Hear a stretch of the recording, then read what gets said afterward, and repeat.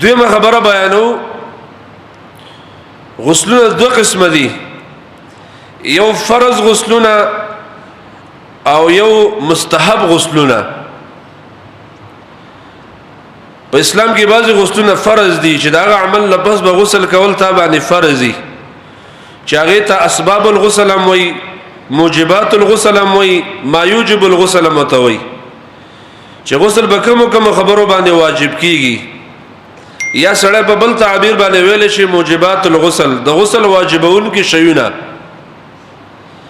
او په بل تعبیر باندې ویل شي هغه غسلونه چې هغه واجب دي او فرض غسلونه دي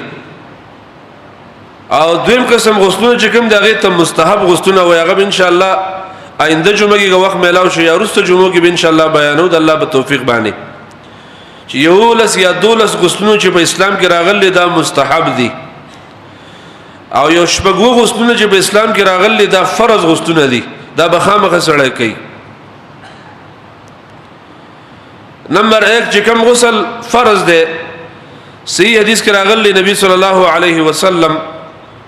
تعریف دسه دی خروج المنی على وجه الدفق کله چې د انسان نه منی هو تلاګدار نارینه یو که زنانه په طریقه د دفق چې هغه ته شهوت او ټوپ وای په هغه طریقه باندې چې خروج د منی وشو نو په دې باندې غسل واجب کیږي خروج المنی على وجه الدفق او على وجه الشهوت هم سره ویل شي على وجه اللذت هم سره ویل شي په دې طریقه چې د خروج د منی وشو د نارینه زنانه نو په دې باندې غسل واجب دی او په دې باندې غسل فرض دی حدیث په دې کې هغه حدیث دلیل دی مشهور صحیح بخاری کې راغلی د ام سلیم رضی الله عنها نبی صلی الله علیه وسلم د فرمای ويا رسول الله ان الله لا يستحي من الحق الله د حق نه حیا نه کوي فهل على المرأة من غسل آیا په خزه باندې غسل شتا اذا احتلمت کله چې د خزي احتلام وشي قال النبي صلى الله عليه وسلم نعم دا الله نبی فرمایل او اذا رأت الماء کله چې خزه وبویني سحر پاسه په خپل جامو باندې خزه یا نارینه وبویني نو په دې باندې غسل واجب دی دا حدیث امام بخاری راوړی صحیح البخاری باب الحیاء فی العلم کې راوړی دی دا عرب ډیرو خيار خلکو دا خزه شراله نو مخکې نه دسي وي وان الله لا يستحي من الحق الله د حق نه حیا نه کوي دا مسله جزتانه تپوسم یا رسول الله دا حق ده او دا مسائل روزمره زمون په زنانو نارینو کې واقع کیږي نو الله د دې خبر نه حیا نه کوي الله په خپل قران کې دا مسلې بیان کړې دي او دا الله رسول په حدیثو کې دا مسلې بیان کړې دي نو ماته بیان کا اوس کدا مسله زمون په دې معاشره کې چرته یو زنانه راشي او د عالم نه په پرده کې درې مسلې ته پوښتنه کوي نو خلک بوې دا څه به حیا زنانه دی ګوره د سړو د درې مسلو ته پوښتنه کوي زمونږ معاشره دې جوړه ده کوم پښتانه یو د پښتنو معاشره دا چې دین اوریدل دین بیانول دین کې هغه مسلې چې قران او حدیث کې راغلي د زنانو متعلق د دې بیان کول دا ته به حیا ښکار کیږي که شاپینګ سنټر لخصيزي دا ته حیا ښکار کیږي که نورو بازارونو کوڅو کې ګرځي دا ته حیا ښکار کیږي پردو گاړو کې لغړ مخونه ګرځي دا ته حیا ښکار کیږي بازارونو کې چکر لګي دا ته حیا ښکار کیږي لیکن کم زنانه چې د عالم نه یا هغه زمانه کې زنانو د الله د رسول علیه الصلاۃ والسلام نه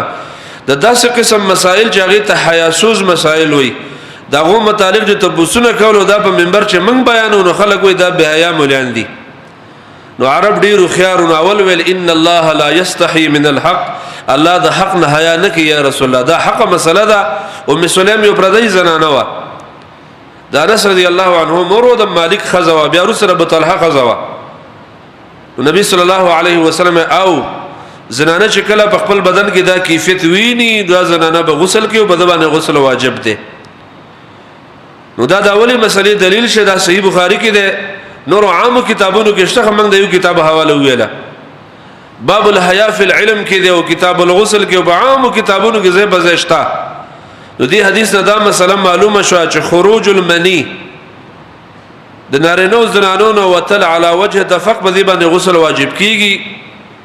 او دا موجبات الغسل کې دا غسل په سړی باندې فرض کیږي په دې باندې پښتو کې د دې تعبیر دا ده چې سړی خوب ویني د خوب نه پس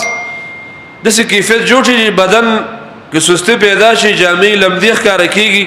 او په جامو باندې آثار د منی لګیدري دا سړی به غسل کوي په دې کې فقهاو ډېر تعمقات ویل هغه د ضرورت نشته که خوب ته یاد او که یاد نو لیکن چې جامې لمدی وي په جامو باندې لوندوالي آثار پراته دغه خبره باندې به یقین کې ګودا به غسل کوي یو سړی ته خوب یاد او که یاد نه دی خوب لیس اعتبار نشته خو په جامو د لوندوالي اثر موجود او د سړی به غسل کوي او حدیث عائشه رضی الله عنها ام سلمہ د لپاره دلیل شي دویم په موجبات الغسل کې الجماع ده د خپل اهل سره نزدېکت کولو باندې غسل واجب کیږي ابو هريره رضی الله عنه نبی صلی الله علیه وسلم فرمایلی اذا جلس بين شعبها الاربع یو سره د زنانو په څلورو څنګهونو کې کینا ثم جهدها او بیا د جما کوشش وکړو فقط وجب الغسل بده سړي باندې غسل واجب ده دا روایت امام بخاری کتاب الغسل کې ویلې ده ترمذی کې سره دا الفاظ دي عائشه رضی الله عنها فرمای اذا جاوز الختان الختانه کله چې سړی د خپل اهل سره دخول وکړي نو بده باندې غسل واجب کیږي فقط وجب الغسل غسل به واجب شو په بعضو حدیثو کې سره دا الفاظ هم دي و ان لم ينزل اگر که د سړی انزال نه شوی هم په دې باندې غسل واجب کیږي مطلق د دخول سره غسل واجب کیږي که انزال شوی که نه شوی غسل په واجب ده نو په موجبات الغسل کې دویم موجب واجبون کې د غسل دا د خپل اهل سره نزدېکت کول دي بده ټول خلق پويږي نو بده باندې غسل واجب کیږي او هغه سړی باندې غسل فرض کیږي اگر که انزال نه شوی مطلق د دخول سره غسل واجب کیږي دا حدیث امام بخاری کتاب الغسل کې راوړل دی باب اذا التقى الختان ختانان بدی باب کې دی امام ترمذی هم دا په کتاب الغسل کې په کتاب الطهارت کې دا ذکر کړی دی دریم موجبات الغسل چې غسل واجبون کې دریم شی دی انقطاع الحیض کوم زنانو باندې چې میاش کې بیماری راځي دا بیماری چې کله ختم شي وما یا تم ورځ باندې ختميږي یا شپږم ورځ باندې د مختلفو زنانو مختلف احوالي د دې بیماری د انقطاع سره په زنانه باندې غسل واجب دی دلیل هغه حدیث دی مشهور روایت د نبی صلی الله علیه وسلم عائشه وی رضی الله عنها ورسول الله صلی الله علیه وسلم لا فاطمه بنت ابي حبيش را لدا مشهور زنانه وا چې د حیض متعلق د ډېر روایتونو په کتابونو کې نقل لیو مرکزی روایت د حیض په مسائلو کې دارو مدارم د پر روایت باندې ده په شرعي احکام په حل کولو کې ويا رسول الله اني امراه استحاض زي زنانين په ما باندې استحاض بیماری راځي دا استحاض د حیض نه علاوه بیماری ده چې دا ډېر وینه د کله میاشت کله یو نیمه میاشت کله دوه میاشت کله کالی فلا اطهر زخو پاکیګم نه افادع الصلاه يوم منزنا پریدم نبی صلی الله علیه وسلم تو فرمای لا انما ذلك عرق دا خو درګ وینه ده چې دا په خپل ځکه ان شاء الله د دې وضاحت کوو د حیض او د استحاض فرق دا مشران ملګری په دې خبره پويږي حیض چې په میاش کې کومه خاصه مخصوصه بیماری په زنانو راځي د ته حیض وي او دین علاوه چې کومه بیماریان د زنانو ترتیب خراب شي په میاش کې کومه بیماریان راځي کله میاش کله دوه میاشتې مسلسل لګاتار ویني او دا غي رنگ سوري نه غي ته استحاض وي په شریعت کې نو دم زنانه د عام زنانه د کلی او د الله د رسول نه ډایرک مخه مخ تپوس کوي چې یا رسول الله ما باندې د بیماری راځي او ډیره زیاته ده نو ایزه منځونه پریدم نبی صلی الله علیه وسلم من نه پرید انما ذلك عرق دا د رګوینه ده په دې موږ نه پریدي وليس بحيض او دا حیض نه ده فاذا اقبلت حيضتك فدعي الصلاه کله چې ستا حیض راغنو بیا به منځونه پریدي واذا ادبرت او کله چې حیض بشاشي فغسلي عنك دم ز نوینځه ثم صلي بیا منځ کوا نو په موجبات الغسل کې د حدیث علماء ویل ده انقطاع الحیض دا من موجبات الغسل لباغ زنانه غسل واجب ده چې د کوم زنانه بیماری بند شو دا غي نه غسل ورسته کول دا واجب او فرض دي امام بخاری دا حدیث کتاب الوضو باب غسل الدم کې راوړی دی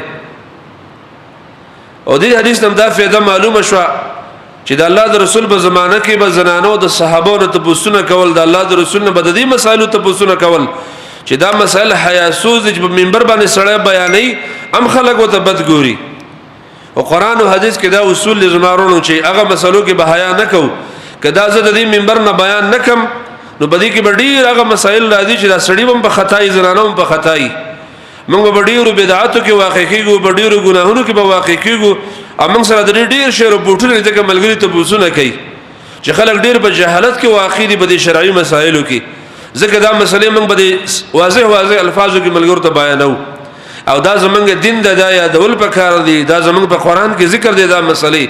دا زمونږ نبی برملا په منبر باندې کړی دي زنانو ته بیان کړی دي په دې کتابونو کې غړ بابونه دي باب الحیض بلوغ المرام کې لوی باب دی کتاب الحیض په صحیح بخاری کې لوی باب دی استادان یې موي استادان زنانې موي برسری منبرم دا راویتونه خلق بیانې ځکه دا دین د دایا دول په کار دي او په دې باندې ځان په کول په کار دي زما استاد زنانو په دې مسلو ځان په کوي موږ هم په دې مسلو ځان په کوو او دا غو پیچیده مسلې دي ډیر خلک په دې کې ډیر غلطو کې واقع دي